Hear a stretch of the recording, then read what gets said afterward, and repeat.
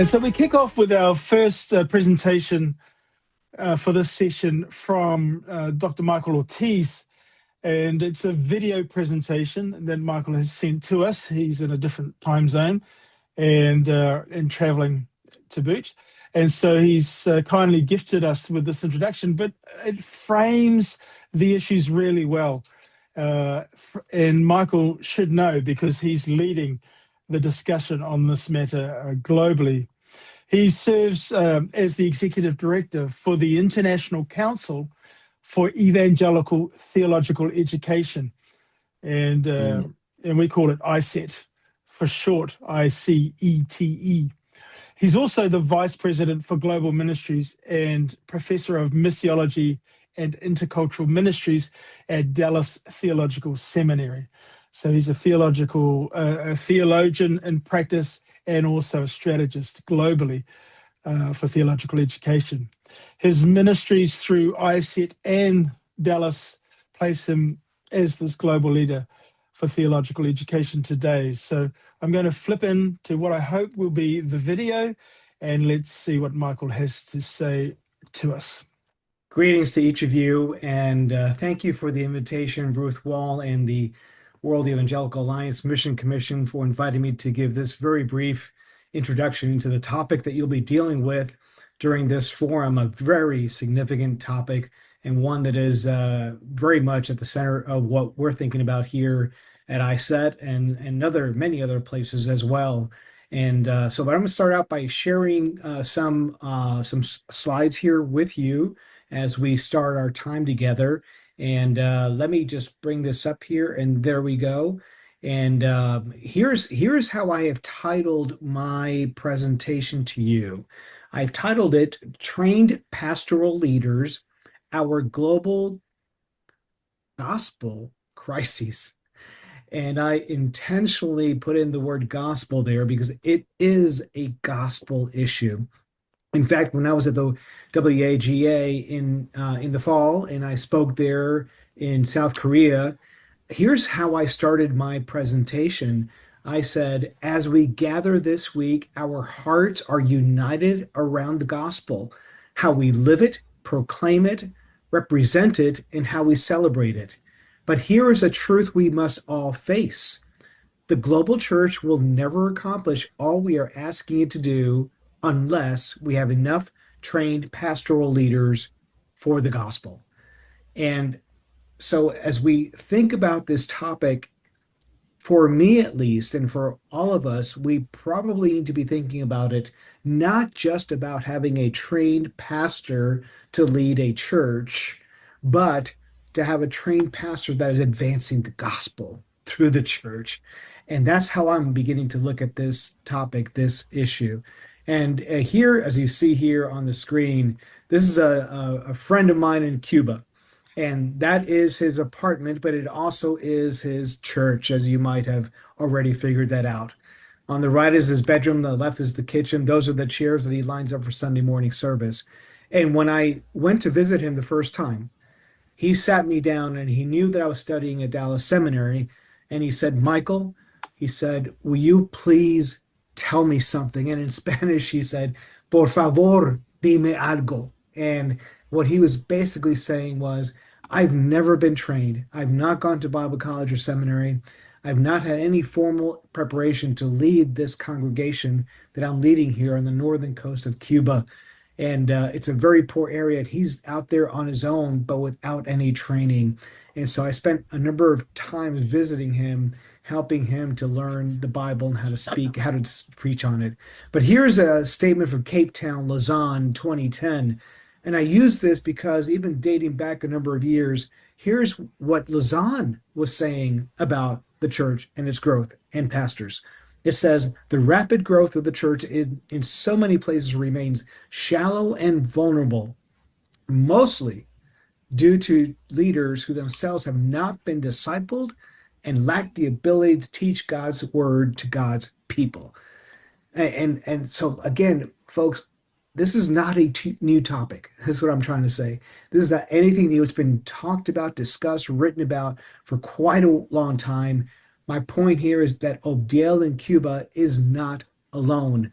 there are hundreds and thousands of pastors all around, especially the majority role setting, that have not been equipped for pastoral leadership.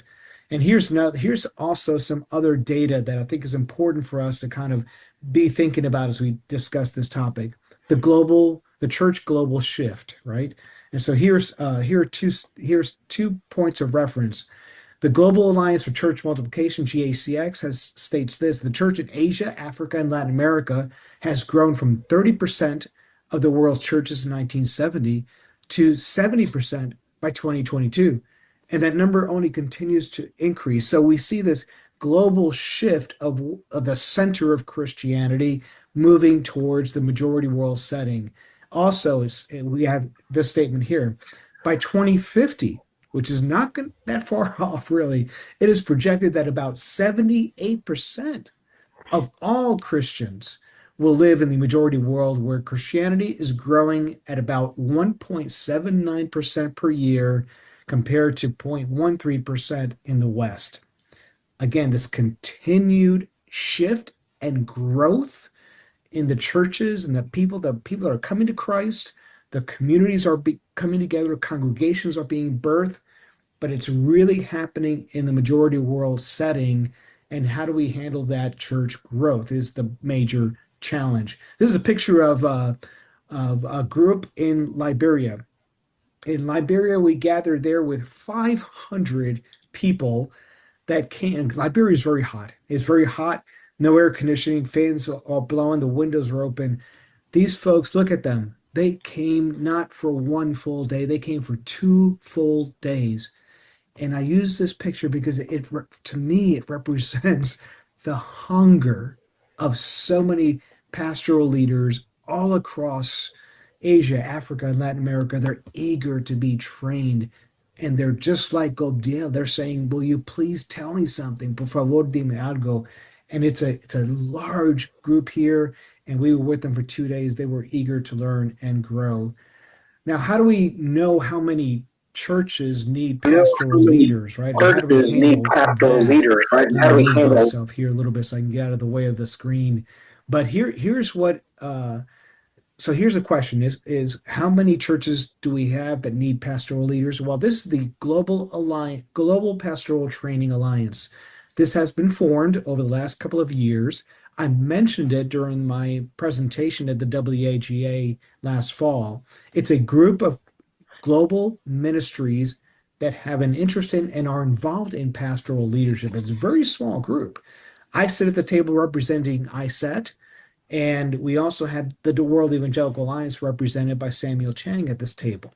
But the group has been looking at this issue, and here's the number. We say that there are 3.7 million churches without a trained pastoral leader around the world. That's a huge number. Now, you're going to have some people say 4 million, some say less, some bit less, some say more. But here's the point, right? The point is that, again, Obdiel, that pastor in Cuba, that wanted to have somebody come along and tell him something, dime algo, he's not alone. There are hundreds and thousands of churches that need somebody to come in and help them have an equipped and trained pastor. Here's how I also talk about this topic. I use the words content, coach, continuity, and collegiality. Here's what I mean. Content. There is so much content already. I think to address this problem, this challenge, it's not a matter of having the right content.